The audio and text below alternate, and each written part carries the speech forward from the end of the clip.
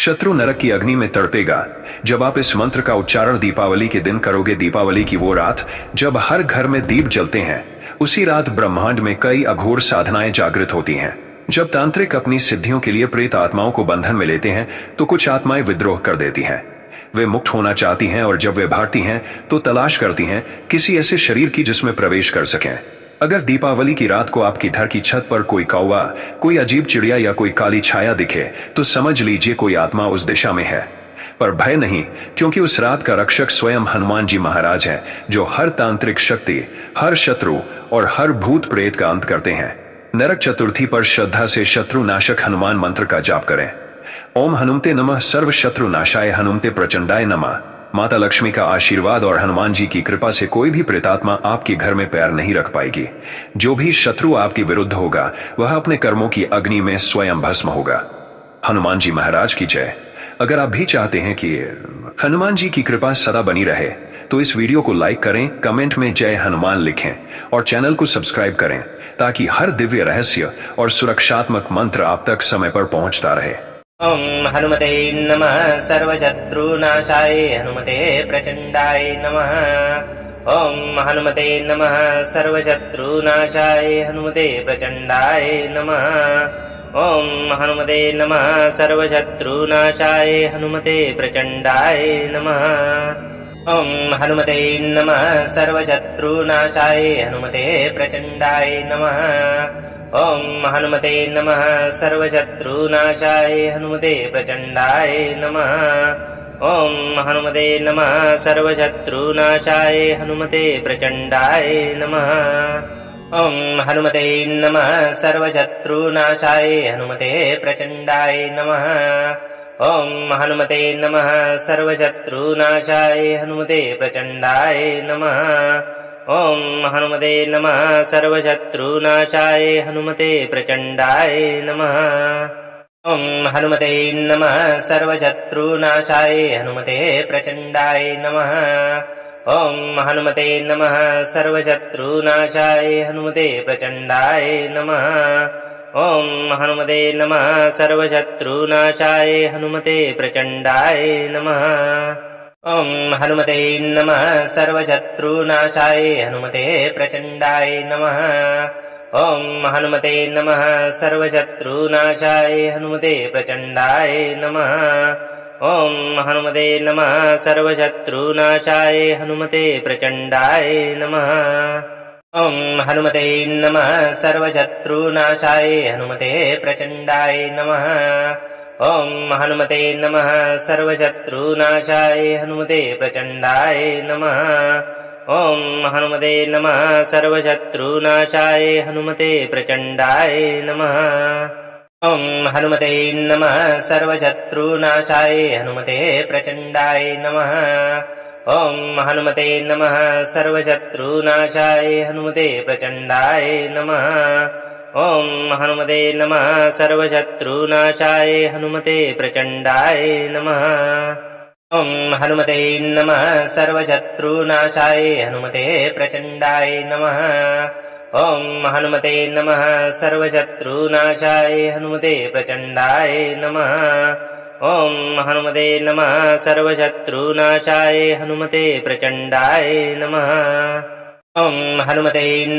सर्वशत्रुनाशाय हनुमते प्रचंडाय नमः। ओम हनुमते नमः, सर्वशत्रुनाशाय हनुमते प्रचंडाय नमः। ओम हनुमते नमः, सर्वशत्रुनाशाय हनुमते प्रचंडाय नमः। ओम हनुमते नमः, सर्वशत्रुनाशाय हनुमते प्रचंडाय नमः। ओम हनुमते नमः, सर्वशत्रुनाशाय हनुमते प्रचंडाय नमः। ओम हनुमते नमः, सर्वशत्रुनाशाय हनुमते प्रचंडाय नमः। ओम हनुमते नमः, सर्वशत्रुनाशाय हनुमते प्रचंडाय नमः। ओम हनुमते नमः, सर्वशत्रुनाशाय हनुमते प्रचंडाय नमः। ओम हनुमते नमः, सर्वशत्रुनाशाय हनुमते प्रचंडाय नमः। ओम हनुमते नमः, सर्वशत्रुनाशाय हनुमते प्रचंडाय नमः। ॐ हनुमते नमः सर्वशत्रुनाशाय हनुमते प्रचण्डाय नमः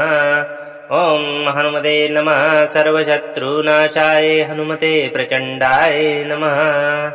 ॐ हनुमते नमः सर्वशत्रुनाशाय हनुमते प्रचण्डाय नमः ॐ हनुमते नमः सर्वशत्रुनाशाय हनुमते प्रचण्डाय नमः ॐ हनुमते नमः सर्वशत्रुनाशाय हनुमते प्रचण्डाय नमः ॐ हनुमते नमः सर्वशत्रुनाशाय हनुमते प्रचण्डाय नमः ॐ हनुमते नमः सर्वशत्रुनाशाय हनुमते प्रचण्डाय नमः ॐ हनुमते नमः सर्वशत्रुनाशाय हनुमते प्रचण्डाय नमः ॐ हनुमते नमः सर्वशत्रुनाशाय हनुमते प्रचण्डाय नमः ॐ हनुमते नमः सर्वशत्रुनाशाय हनुमते प्रचण्डाय नमः ॐ हनुमते नमः सर्वशत्रुनाशाय हनुमते प्रचण्डाय नमः ॐ हनुमते नमः सर्वशत्रुनाशाय हनुमते प्रचण्डाय नमः ॐ हनुमते नमः सर्वशत्रुनाशाय हनुमते प्रचण्डाय नमः ॐ हनुमते नमः सर्वशत्रुनाशाय हनुमते प्रचण्डाय नमः ॐ हनुमते नमः सर्वशत्रुनाशाय हनुमते प्रचण्डाय नमः ॐ हनुमते नमः सर्वशत्रुनाशाय हनुमते प्रचण्डाय नमः ॐ हनुमते नमः सर्वशत्रुनाशाय हनुमते प्रचण्डाय नमः ॐ हनुमते नमः सर्वशत्रुनाशाय हनुमते प्रचण्डाय नमः ॐ हनुमते नमः सर्वशत्रुनाशाय हनुमते प्रचण्डाय नमः ॐ हनुमते नमः सर्वशत्रुनाशाय हनुमते प्रचण्डाय नमः ॐ हनुमते नमः सर्वशत्रुनाशाय हनुमते प्रचण्डाय नमः ॐ हनुमते नमः सर्वशत्रुनाशाय हनुमते प्रचण्डाय नमः ॐ हनुमते नमः सर्वशत्रुनाशाय हनुमते प्रचण्डाय नमः ॐ हनुमते नमः सर्वशत्रुनाशाय हनुमते प्रचण्डाय नमः ॐ हनुमते नमः सर्वशत्रुनाशाय हनुमते प्रचण्डाय नमः ॐ हनुमते नमः सर्वशत्रुनाशाय हनुमते प्रचण्डाय नमः ॐ हनुमते नमः सर्वशत्रुनाशाय हनुमते प्रचण्डाय नमः ॐ हनुमते नमः सर्वशत्रुनाशाय हनुमते प्रचण्डाय नमः ॐ हनुमते नमः सर्वशत्रुनाशाय हनुमते प्रचण्डाय नमः ॐ हनुमते नमः सर्वशत्रुनाशाय हनुमते प्रचण्डाय नमः ॐ हनुमते नमः सर्वशत्रुनाशाय हनुमते प्रचण्डाय नमः ॐ हनुमते नमः सर्वशत्रुनाशाय हनुमते प्रचण्डाय नमः ॐ हनुमते नमः सर्वशत्रुनाशाय हनुमते प्रचण्डाय नमः ॐ हनुमते नमः सर्वशत्रुनाशाय हनुमते प्रचण्डाय नमः ॐ हनुमते नमः सर्वशत्रुनाशाय हनुमते प्रचण्डाय नमः ॐ हनुमते नमः सर्वशत्रुनाशाय हनुमते प्रचण्डाय नमः ॐ हनुमते नमः सर्वशत्रुनाशाय हनुमते प्रचण्डाय नमः ॐ हनुमते नमः सर्वशत्रुनाशाय हनुमते प्रचण्डाय नमः ॐ हनुमते नमः सर्वशत्रुनाशाय हनुमते प्रचण्डाय नमः ॐ हनुमते नमः सर्वशत्रुनाशाय हनुमते प्रचण्डाय नमः ॐ हनुमते नमः सर्वशत्रुनाशाय हनुमते प्रचण्डाय नमः ॐ हनुमते नमः सर्वशत्रुनाशाय हनुमते प्रचण्डाय नमः ॐ हनुमते नमः सर्वशत्रुनाशाय हनुमते प्रचण्डाय नमः ॐ हनुमते नमः सर्वशत्रुनाशाय हनुमते प्रचण्डाय नमः ॐ हनुमते नमः सर्वशत्रुनाशाय हनुमते प्रचण्डाय नमः ॐ हनुमते नमः सर्वशत्रुनाशाय हनुमते प्रचण्डाय नमः ॐ हनुमते नमः सर्वशत्रुनाशाय हनुमते प्रचण्डाय नमः ॐ हनुमते नमः सर्वशत्रुनाशाय हनुमते प्रचण्डाय नमः ॐ हनुमते नमः सर्वशत्रुनाशाय हनुमते प्रचण्डाय नमः ॐ हनुमते नमः सर्वशत्रुनाशाय हनुमते प्रचण्डाय नमः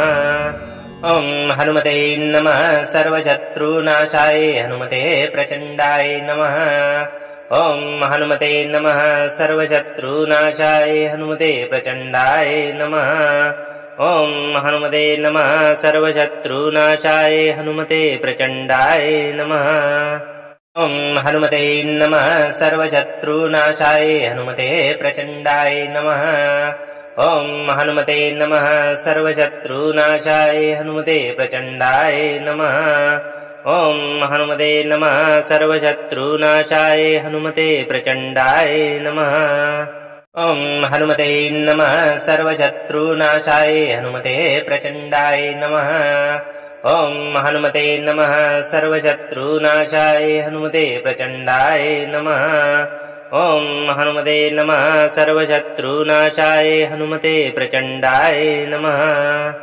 ॐ हनुमते नमः सर्वशत्रुनाशाय हनुमते प्रचण्डाय नमः ॐ हनुमते नमः सर्वशत्रुनाशाय हनुमते प्रचण्डाय नमः ॐ हनुमते नमः सर्वशत्रुनाशाय हनुमते प्रचण्डाय नमः ॐ हनुमते नमः सर्वशत्रुनाशाय हनुमते प्रचण्डाय नमः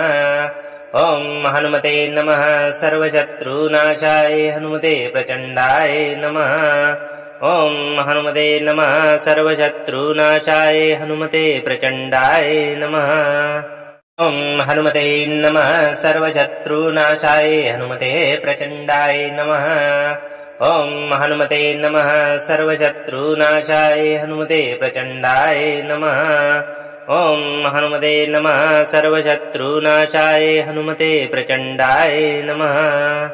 ॐ हनुमते नमः सर्वशत्रुनाशाय हनुमते प्रचण्डाय नमः ॐ हनुमते नमः सर्वशत्रुनाशाय हनुमते प्रचण्डाय नमः ॐ हनुमते नमः सर्वशत्रुनाशाय हनुमते प्रचण्डाय नमः ॐ हनुमते नमः सर्वशत्रुनाशाय हनुमते प्रचण्डाय नमः ॐ हनुमते नमः सर्वशत्रुनाशाय हनुमते प्रचण्डाय नमः ॐ हनुमते नमः सर्वशत्रुनाशाय हनुमते प्रचण्डाय नमः ॐ हनुमते नमः सर्वशत्रुनाशाय हनुमते प्रचण्डाय नमः ॐ हनुमते नमः सर्वशत्रुनाशाय हनुमते प्रचण्डाय नमः ॐ हनुमते नमः सर्वशत्रुनाशाय हनुमते प्रचण्डाय नमः ॐ हनुमते नमः सर्वशत्रुनाशाय हनुमते प्रचण्डाय नमः ॐ हनुमते नमः सर्वशत्रुनाशाय हनुमते प्रचण्डाय नमः ॐ हनुमते नमः सर्वशत्रुनाशाय हनुमते प्रचण्डाय नमः ॐ हनुमते नमः सर्वशत्रुनाशाय हनुमते प्रचण्डाय नमः ॐ हनुमते नमः सर्वशत्रुनाशाय हनुमते प्रचण्डाय नमः ॐ हनुमते नमः सर्वशत्रुनाशाय हनुमते प्रचण्डाय नमः ॐ हनुमते नमः सर्वशत्रुनाशाय हनुमते प्रचण्डाय नमः ॐ हनुमते नमः सर्वशत्रुनाशाय हनुमते प्रचण्डाय नमः ॐ हनुमते नमः सर्वशत्रुनाशाय हनुमते प्रचण्डाय नमः ॐ हनुमते नमः सर्वशत्रुनाशाय हनुमते प्रचण्डाय नमः ॐ हनुमते नमः सर्वशत्रुनाशाय हनुमते प्रचण्डाय नमः ॐ हनुमते नमः सर्वशत्रुनाशाय हनुमते प्रचण्डाय नमः ॐ हनुमते नमः सर्वशत्रुनाशाय हनुमते प्रचण्डाय नमः ॐ हनुमते नमः सर्वशत्रुनाशाय हनुमते प्रचण्डाय नमः ॐ हनुमते नमः सर्वशत्रुनाशाय हनुमते प्रचण्डाय नमः ॐ हनुमते नमः सर्वशत्रुनाशाय हनुमते प्रचण्डाय नमः ॐ हनुमते नमः सर्वशत्रुनाशाय हनुमते प्रचण्डाय नमः ॐ हनुमते नमः सर्वशत्रुनाशाय हनुमते प्रचण्डाय नमः ॐ हनुमते नमः सर्वशत्रुनाशाय हनुमते प्रचण्डाय नमः ॐ हनुमते नमः सर्वशत्रुनाशाय हनुमते प्रचण्डाय नमः ॐ हनुमते नमः सर्वशत्रुनाशाय हनुमते प्रचण्डाय नमः ॐ हनुमते नमः सर्वशत्रुनाशाय हनुमते प्रचण्डाय नमः ॐ हनुमते नमः सर्वशत्रुनाशाय हनुमते प्रचण्डाय नमः ॐ हनुमते नमः सर्वशत्रुनाशाय हनुमते प्रचण्डाय नमः ॐ हनुमते नमः सर्वशत्रुनाशाय हनुमते प्रचण्डाय नमः ॐ हनुमते नमः सर्वशत्रुनाशाय हनुमते प्रचण्डाय नमः ॐ हनुमते नमः सर्वशत्रुनाशाय हनुमते प्रचण्डाय नमः ॐ हनुमते नमः सर्वशत्रुनाशाय हनुमते प्रचण्डाय नमः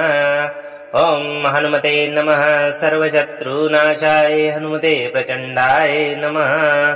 ॐ हनुमते नमः सर्वशत्रुनाशाय हनुमते प्रचण्डाय नमः ॐ हनुमते नमः सर्वशत्रुनाशाय हनुमते प्रचण्डाय नमः ॐ हनुमते नमः सर्वशत्रुनाशाय हनुमते प्रचण्डाय नमः ॐ हनुमते नमः सर्वशत्रुनाशाय हनुमते प्रचण्डाय नमः ॐ हनुमते नमः सर्वशत्रुनाशाय हनुमते प्रचण्डाय नमः ॐ हनुमते नमः सर्वशत्रुनाशाय हनुमते प्रचण्डाय नमः ॐ हनुमते नमः सर्वशत्रुनाशाय हनुमते प्रचण्डाय नमः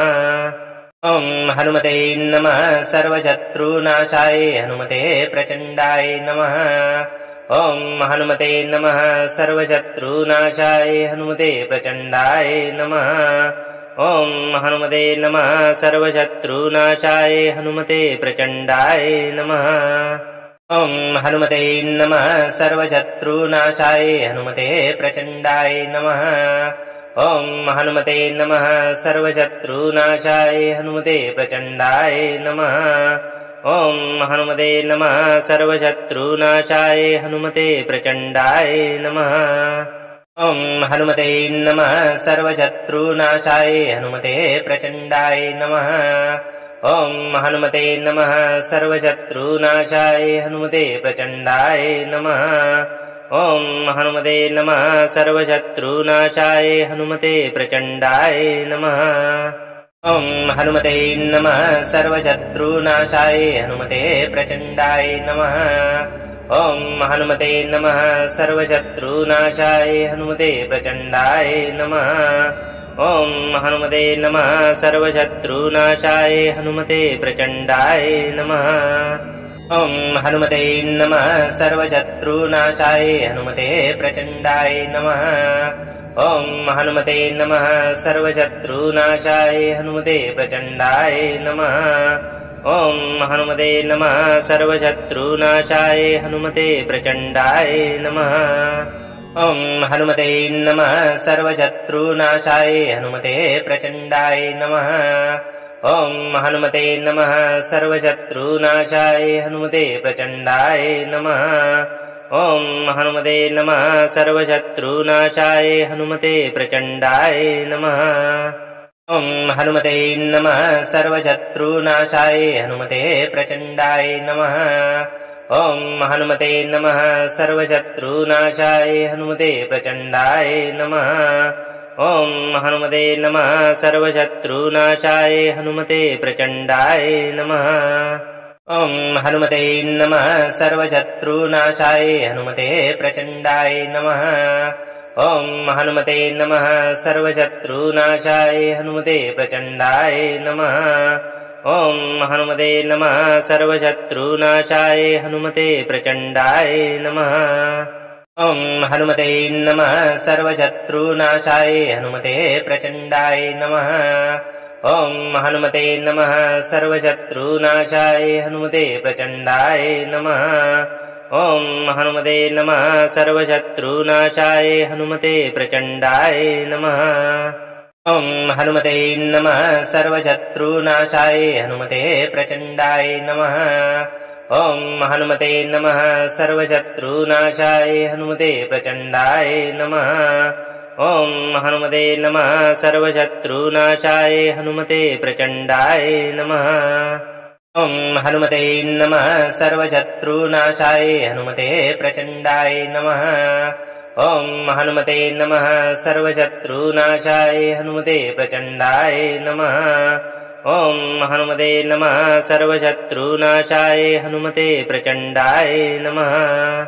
ॐ हनुमते नमः सर्वशत्रुनाशाय हनुमते प्रचण्डाय नमः ॐ हनुमते नमः सर्वशत्रुनाशाय हनुमते प्रचण्डाय नमः ॐ हनुमते नमः सर्वशत्रुनाशाय हनुमते प्रचण्डाय नमः ॐ हनुमते नमः सर्वशत्रुनाशाय हनुमते प्रचण्डाय नमः ॐ हनुमते नमः सर्वशत्रुनाशाय हनुमते प्रचण्डाय नमः ॐ हनुमते नमः सर्वशत्रुनाशाय हनुमते प्रचण्डाय नमः ॐ हनुमते नमः सर्वशत्रुनाशाय हनुमते प्रचण्डाय नमः ॐ हनुमते नमः सर्वशत्रुनाशाय हनुमते प्रचण्डाय नमः ॐ हनुमते नमः सर्वशत्रुनाशाय हनुमते प्रचण्डाय नमः ॐ हनुमते नमः सर्वशत्रुनाशाय हनुमते प्रचण्डाय नमः ॐ हनुमते नमः सर्वशत्रुनाशाय हनुमते प्रचण्डाय नमः ॐ हनुमते नमः सर्वशत्रुनाशाय हनुमते प्रचण्डाय नमः ॐ हनुमते नमः सर्वशत्रुनाशाय हनुमते प्रचण्डाय नमः ॐ हनुमते नमः सर्वशत्रुनाशाय हनुमते प्रचण्डाय नमः ॐ हनुमते नमः सर्वशत्रुनाशाय हनुमते प्रचण्डाय नमः ॐ हनुमते नमः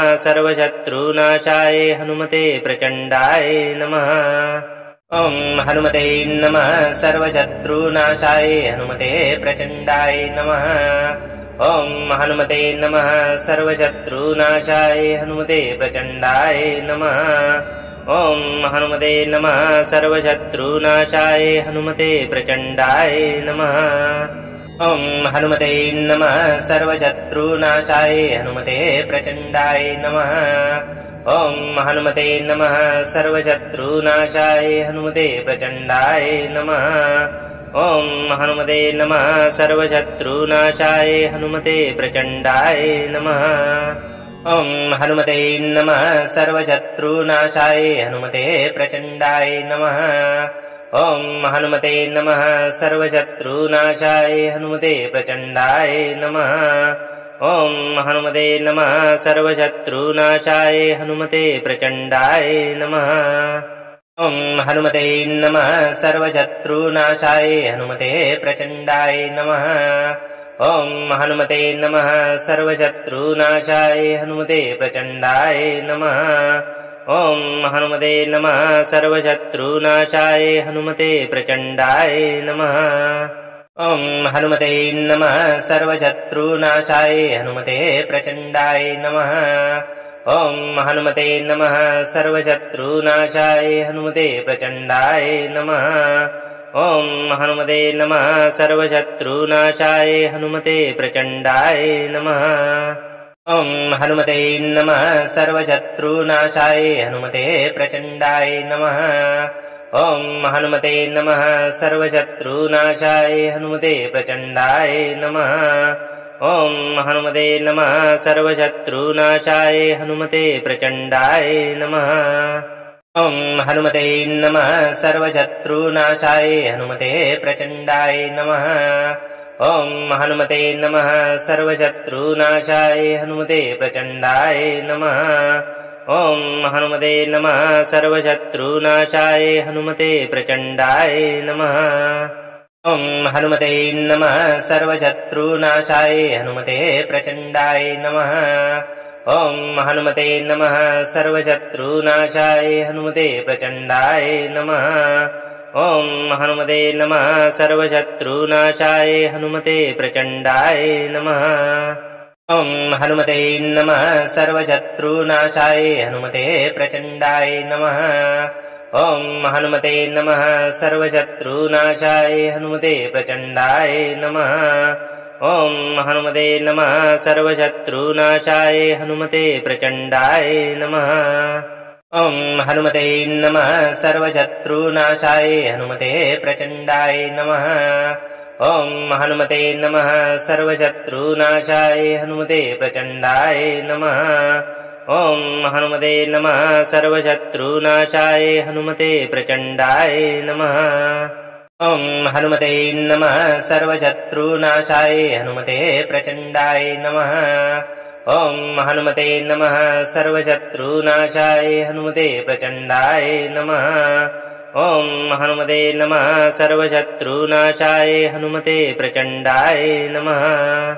ॐ हनुमते नमः सर्वशत्रुनाशाय हनुमते प्रचण्डाय नमः ॐ हनुमते नमः सर्वशत्रुनाशाय हनुमते प्रचण्डाय नमः ॐ हनुमते नमः सर्वशत्रुनाशाय हनुमते प्रचण्डाय नमः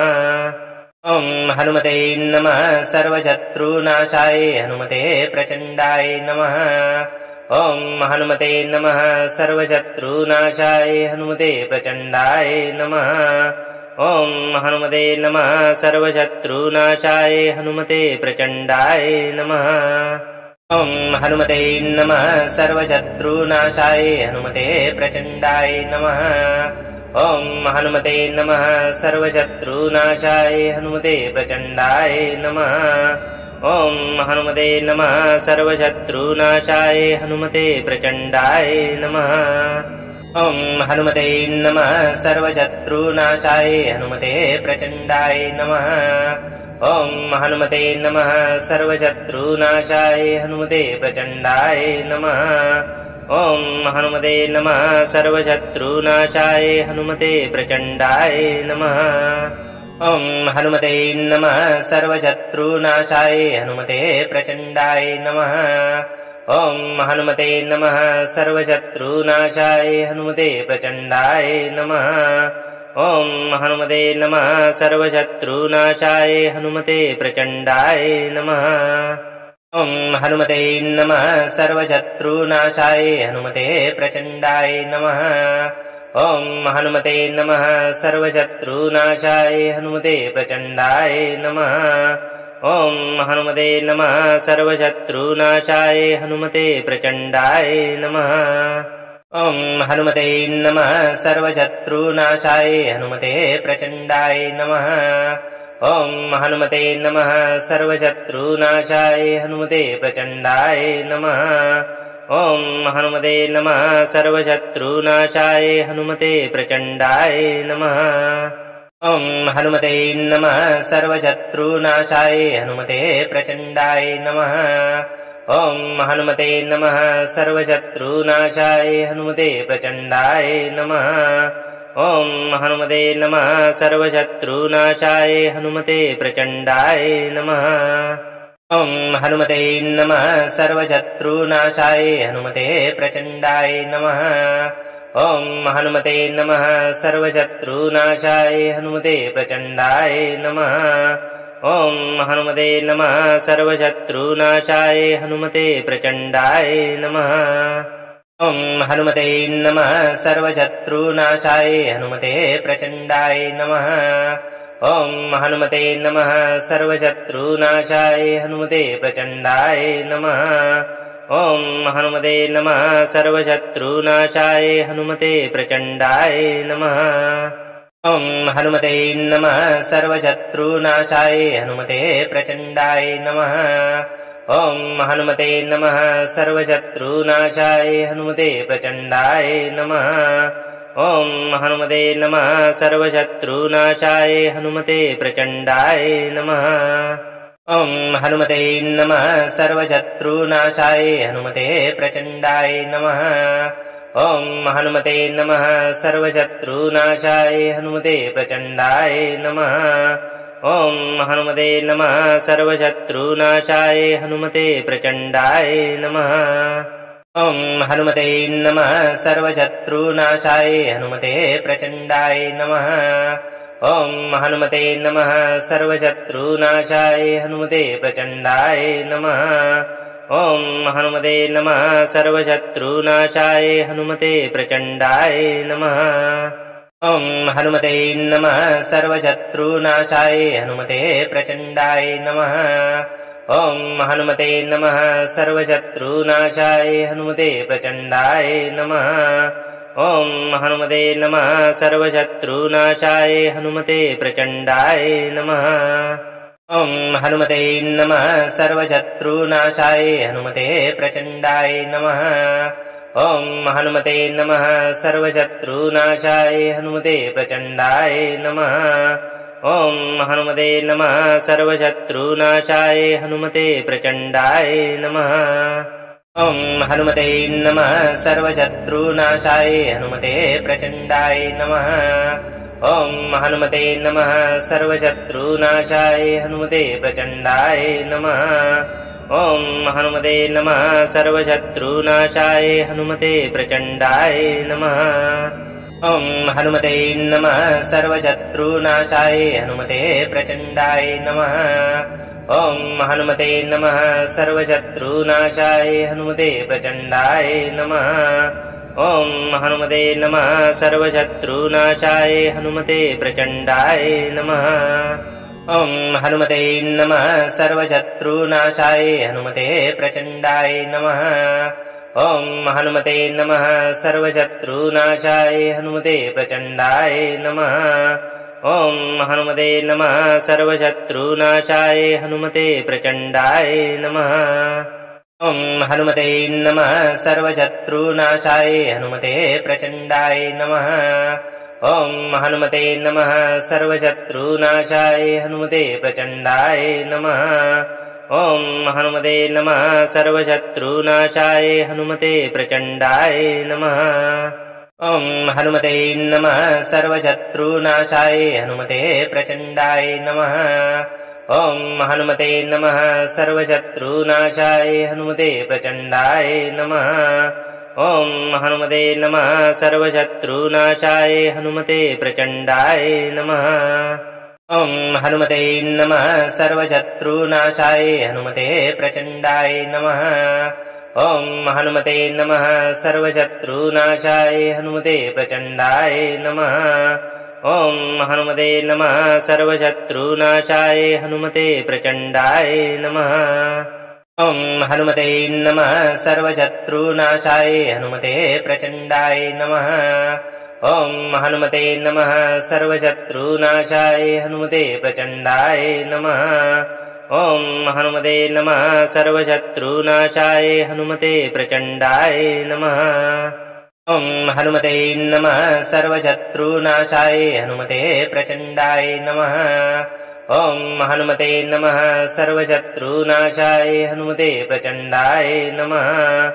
ॐ हनुमते नमः सर्वशत्रुनाशाय हनुमते प्रचण्डाय नमः ॐ हनुमते नमः सर्वशत्रुनाशाय हनुमते प्रचण्डाय नमः ॐ हनुमते नमः सर्वशत्रुनाशाय हनुमते प्रचण्डाय नमः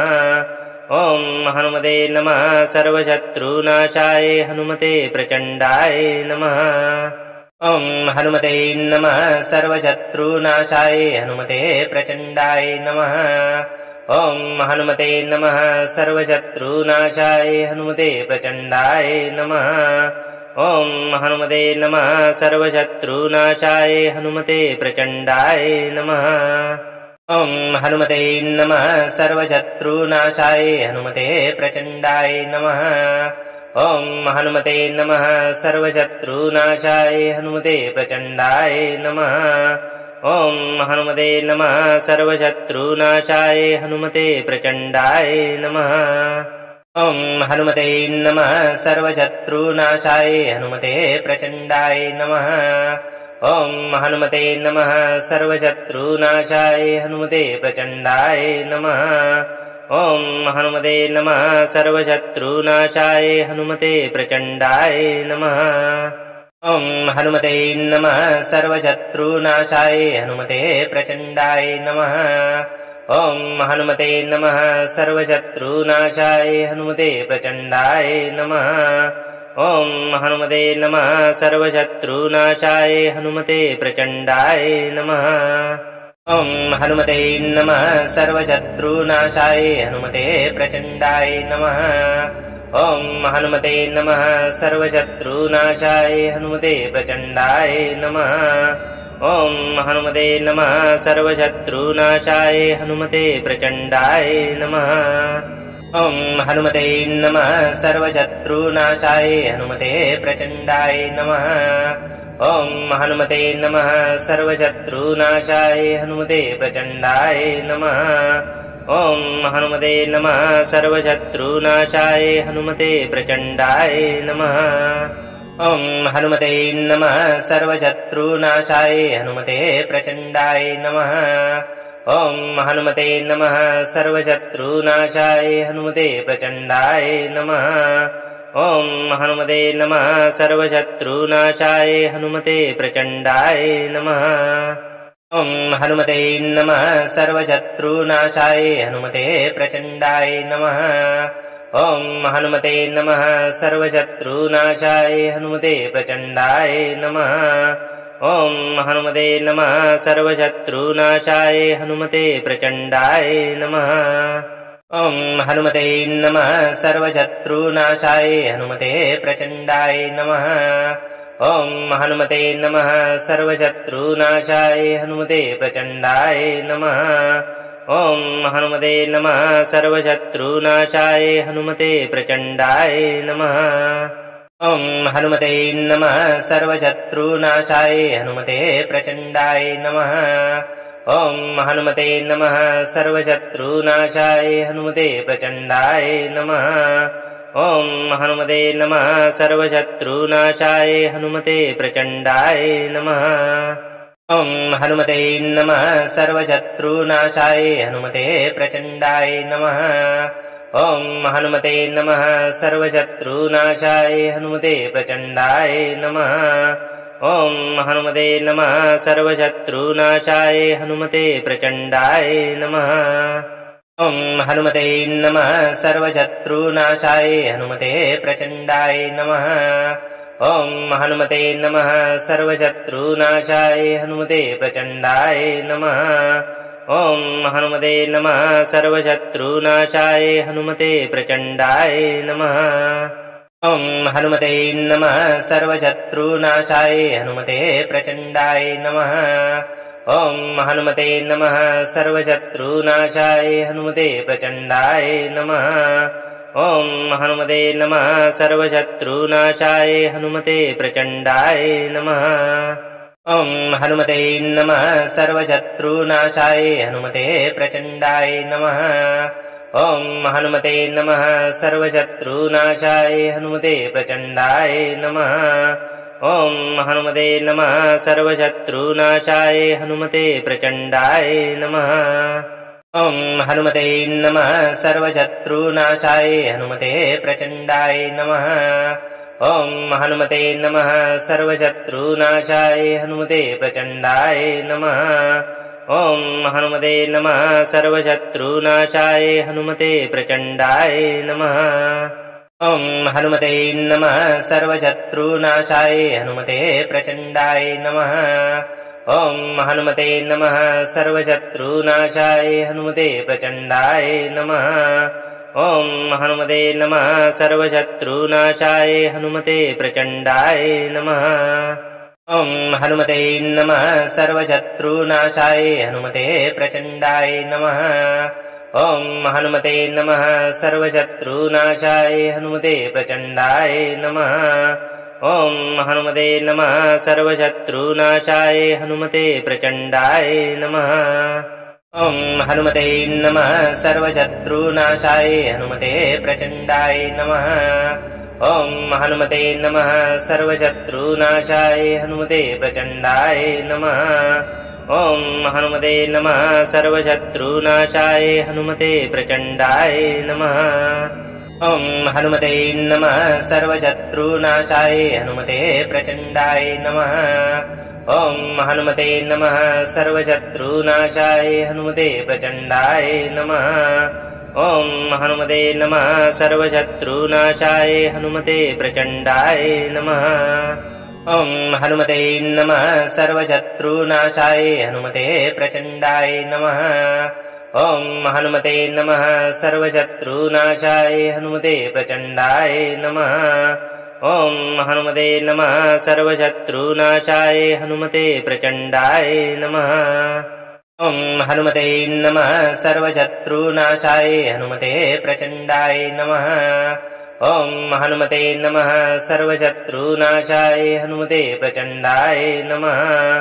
ॐ हनुमते नमः सर्वशत्रुनाशाय हनुमते प्रचण्डाय नमः ॐ हनुमते नमः सर्वशत्रुनाशाय हनुमते प्रचण्डाय नमः ॐ हनुमते नमः सर्वशत्रुनाशाय हनुमते प्रचण्डाय नमः ॐ हनुमते नमः सर्वशत्रुनाशाय हनुमते प्रचण्डाय नमः ॐ हनुमते नमः सर्वशत्रुनाशाय हनुमते प्रचण्डाय नमः ॐ हनुमते नमः सर्वशत्रुनाशाय हनुमते प्रचण्डाय नमः ॐ हनुमते नमः सर्वशत्रुनाशाय हनुमते प्रचण्डाय नमः ॐ हनुमते नमः सर्वशत्रुनाशाय हनुमते प्रचण्डाय नमः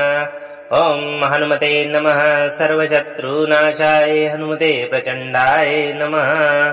ॐ हनुमते नमः सर्वशत्रुनाशाय हनुमते प्रचण्डाय नमः ॐ हनुमते नमः सर्वशत्रुनाशाय हनुमते प्रचण्डाय नमः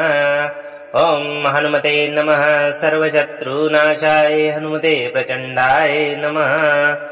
ॐ हनुमते नमः सर्वशत्रुनाशाय हनुमते प्रचण्डाय नमः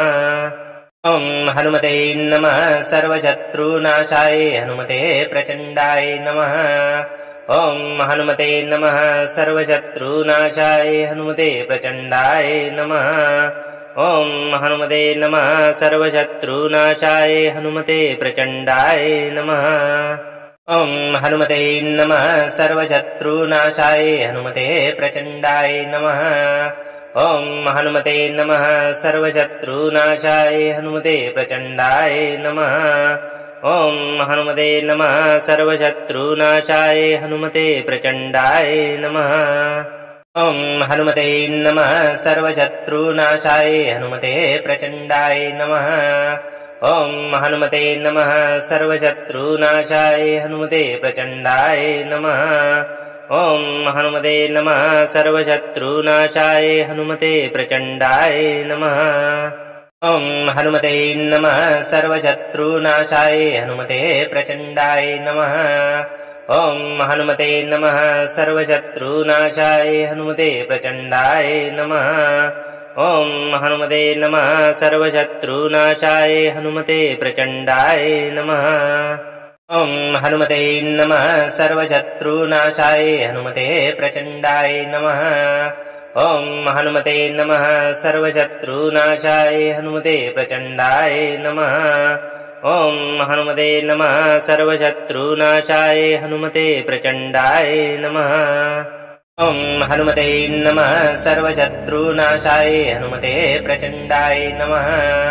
ॐ हनुमते नमः सर्वशत्रुनाशाय हनुमते प्रचण्डाय नमः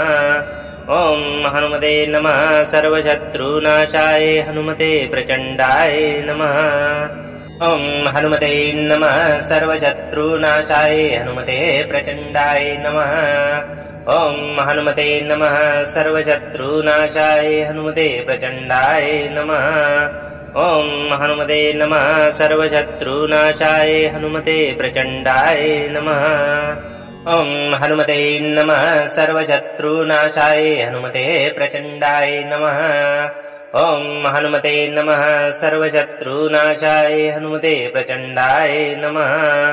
ॐ हनुमते नमः सर्वशत्रुनाशाय हनुमते प्रचण्डाय नमः ॐ हनुमते नमः सर्वशत्रुनाशाय हनुमते प्रचण्डाय नमः ॐ हनुमते नमः सर्वशत्रुनाशाय हनुमते प्रचण्डाय नमः ॐ हनुमते नमः सर्वशत्रुनाशाय हनुमते प्रचण्डाय नमः ॐ हनुमते नमः सर्वशत्रुनाशाय हनुमते प्रचण्डाय नमः ॐ हनुमते नमः सर्वशत्रुनाशाय हनुमते प्रचण्डाय नमः ॐ हनुमते नमः सर्वशत्रुनाशाय हनुमते प्रचण्डाय नमः ॐ हनुमते नमः सर्वशत्रुनाशाय हनुमते प्रचण्डाय नमः ॐ हनुमते नमः सर्वशत्रुनाशाय हनुमते प्रचण्डाय नमः ॐ हनुमते नमः सर्वशत्रुनाशाय हनुमते प्रचण्डाय नमः ॐ हनुमते नमः सर्वशत्रुनाशाय हनुमते प्रचण्डाय नमः ॐ हनुमते नमः सर्वशत्रुनाशाय हनुमते प्रचण्डाय नमः ॐ हनुमते नमः सर्वशत्रुनाशाय हनुमते प्रचण्डाय नमः ॐ हनुमते नमः सर्वशत्रुनाशाय हनुमते प्रचण्डाय नमः ॐ हनुमते नमः सर्वशत्रुनाशाय हनुमते प्रचण्डाय नमः ॐ हनुमते नमः सर्वशत्रुनाशाय हनुमते प्रचण्डाय नमः ॐ हनुमते नमः सर्वशत्रुनाशाय हनुमते प्रचण्डाय नमः ॐ हनुमते नमः सर्वशत्रुनाशाय हनुमते प्रचण्डाय नमः ॐ हनुमते नमः सर्वशत्रुनाशाय हनुमते प्रचण्डाय नमः ॐ हनुमते नमः सर्वशत्रुनाशाय हनुमते प्रचण्डाय नमः ॐ हनुमते नमः सर्वशत्रुनाशाय हनुमते प्रचण्डाय नमः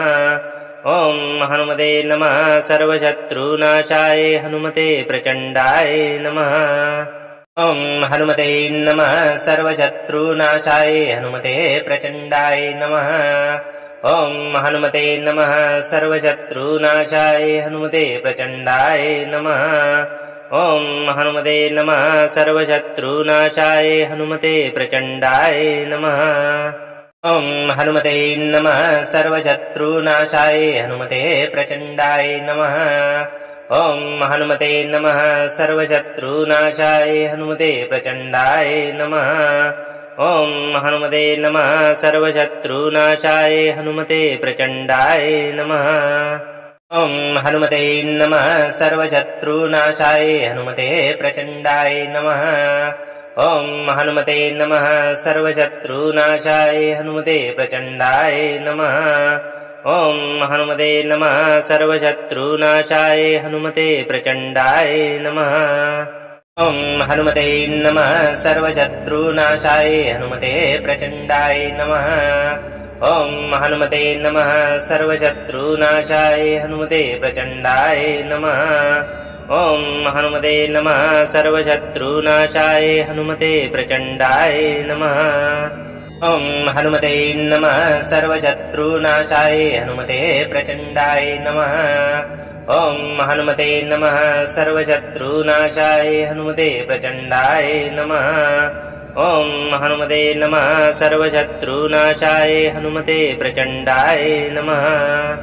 ॐ हनुमते नमः सर्वशत्रुनाशाय हनुमते प्रचण्डाय नमः ॐ हनुमते नमः सर्वशत्रुनाशाय हनुमते प्रचण्डाय नमः ॐ हनुमते नमः सर्वशत्रुनाशाय हनुमते प्रचण्डाय नमः ॐ हनुमते नमः सर्वशत्रुनाशाय हनुमते प्रचण्डाय नमः ॐ हनुमते नमः सर्वशत्रुनाशाय हनुमते प्रचण्डाय नमः ॐ हनुमते नमः सर्वशत्रुनाशाय हनुमते प्रचण्डाय नमः ॐ हनुमते नमः सर्वशत्रुनाशाय हनुमते प्रचण्डाय नमः ॐ हनुमते नमः सर्वशत्रुनाशाय हनुमते प्रचण्डाय नमः ॐ हनुमते नमः सर्वशत्रुनाशाय हनुमते प्रचण्डाय नमः ॐ हनुमते नमः सर्वशत्रुनाशाय हनुमते प्रचण्डाय नमः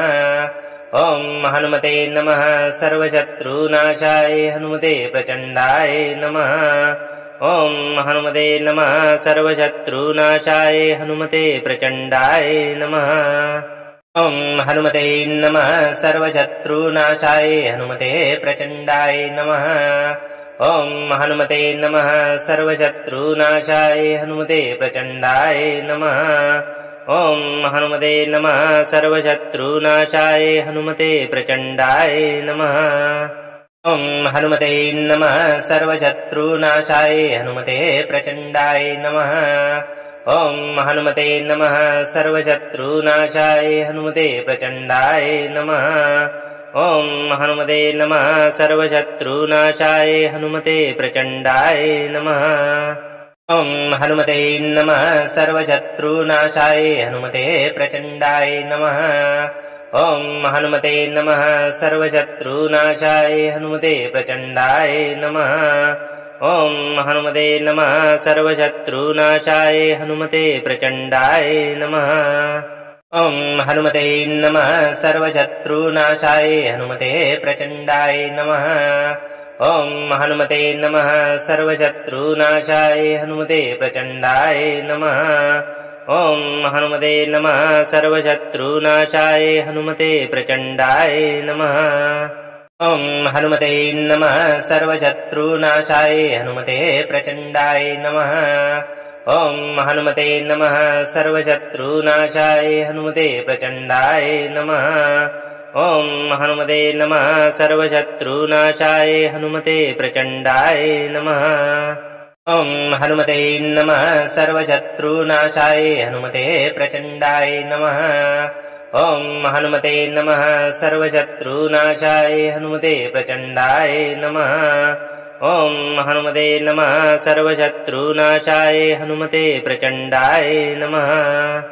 ॐ हनुमते नमः सर्वशत्रुनाशाय हनुमते प्रचण्डाय नमः ॐ हनुमते नमः सर्वशत्रुनाशाय हनुमते प्रचण्डाय नमः ॐ हनुमते नमः सर्वशत्रुनाशाय हनुमते प्रचण्डाय नमः ॐ हनुमते नमः सर्वशत्रुनाशाय हनुमते प्रचण्डाय नमः ॐ हनुमते नमः सर्वशत्रुनाशाय हनुमते प्रचण्डाय नमः ॐ हनुमते नमः सर्वशत्रुनाशाय हनुमते प्रचण्डाय नमः ॐ हनुमते नमः सर्वशत्रुनाशाय हनुमते प्रचण्डाय नमः ॐ हनुमते नमः सर्वशत्रुनाशाय हनुमते प्रचण्डाय नमः ॐ हनुमते नमः सर्वशत्रुनाशाय हनुमते प्रचण्डाय नमः ॐ हनुमते नमः सर्वशत्रुनाशाय हनुमते प्रचण्डाय नमः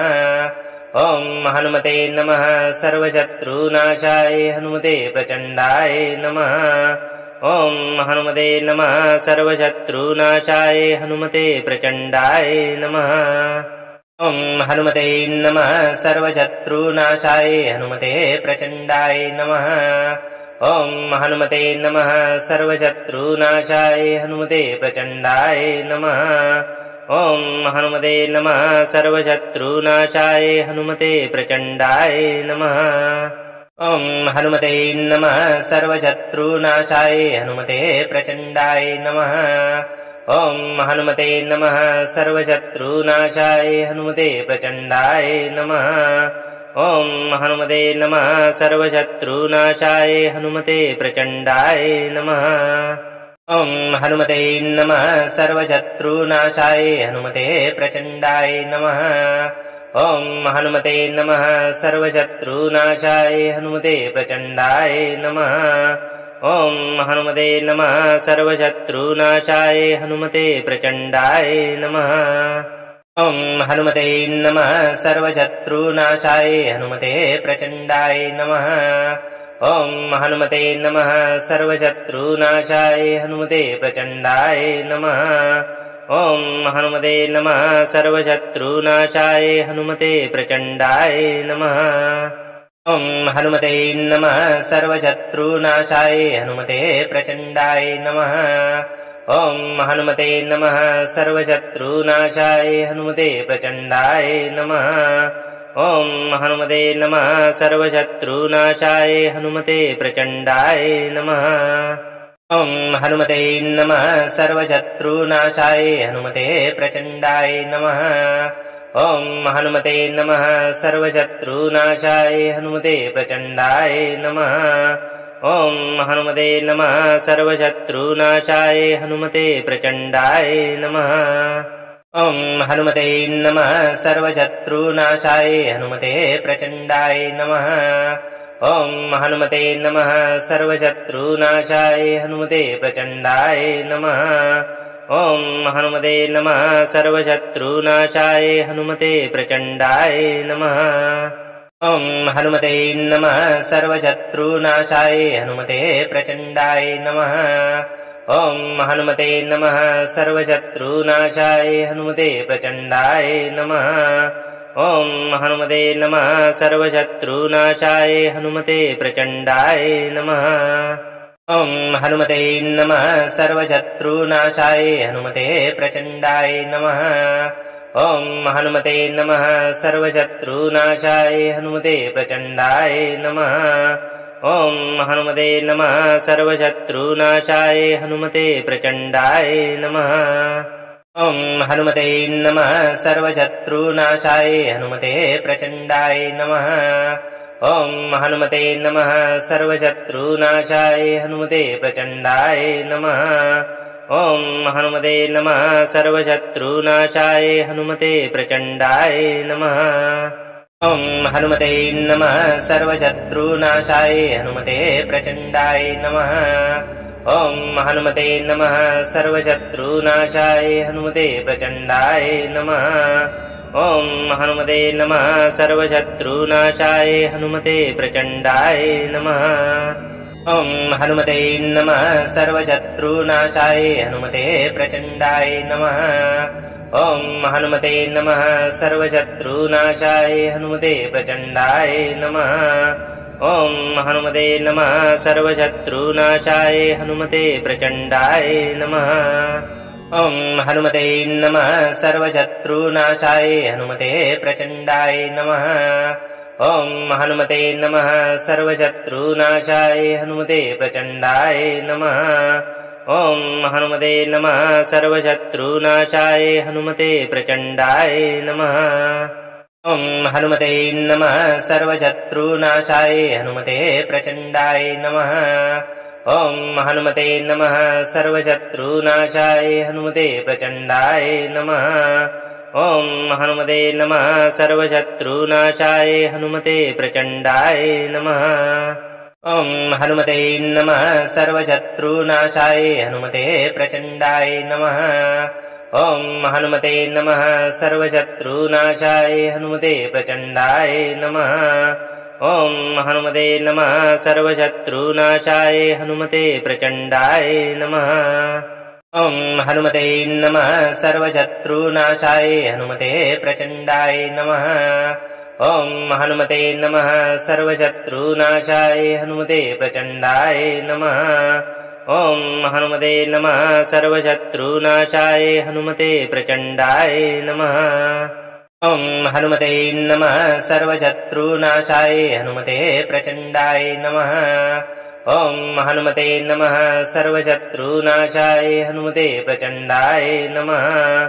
ॐ हनुमते नमः सर्वशत्रुनाशाय हनुमते प्रचण्डाय नमः ॐ हनुमते नमः सर्वशत्रुनाशाय हनुमते प्रचण्डाय नमः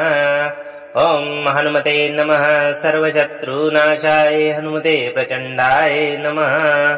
ॐ हनुमते नमः सर्वशत्रुनाशाय हनुमते प्रचण्डाय नमः ॐ हनुमते नमः सर्वशत्रुनाशाय हनुमते प्रचण्डाय नमः ॐ हनुमते नमः सर्वशत्रुनाशाय हनुमते प्रचण्डाय नमः ॐ हनुमते नमः सर्वशत्रुनाशाय हनुमते प्रचण्डाय नमः ॐ हनुमते नमः सर्वशत्रुनाशाय हनुमते प्रचण्डाय नमः ॐ हनुमते नमः सर्वशत्रुनाशाय हनुमते प्रचण्डाय नमः ॐ हनुमते नमः सर्वशत्रुनाशाय हनुमते प्रचण्डाय नमः ॐ हनुमते नमः सर्वशत्रुनाशाय हनुमते प्रचण्डाय नमः ॐ हनुमते नमः सर्वशत्रुनाशाय हनुमते प्रचण्डाय नमः ॐ हनुमते नमः सर्वशत्रुनाशाय हनुमते प्रचण्डाय नमः ॐ हनुमते नमः सर्वशत्रुनाशाय हनुमते प्रचण्डाय नमः ॐ हनुमते नमः सर्वशत्रुनाशाय हनुमते प्रचण्डाय नमः ॐ हनुमते नमः सर्वशत्रुनाशाय हनुमते प्रचण्डाय नमः ॐ हनुमते नमः सर्वशत्रुनाशाय हनुमते प्रचण्डाय नमः ॐ हनुमते नमः सर्वशत्रुनाशाय हनुमते प्रचण्डाय नमः ॐ हनुमते नमः सर्वशत्रुनाशाय हनुमते प्रचण्डाय नमः ॐ हनुमते नमः सर्वशत्रुनाशाय हनुमते प्रचण्डाय नमः ॐ हनुमते नमः सर्वशत्रुनाशाय हनुमते प्रचण्डाय नमः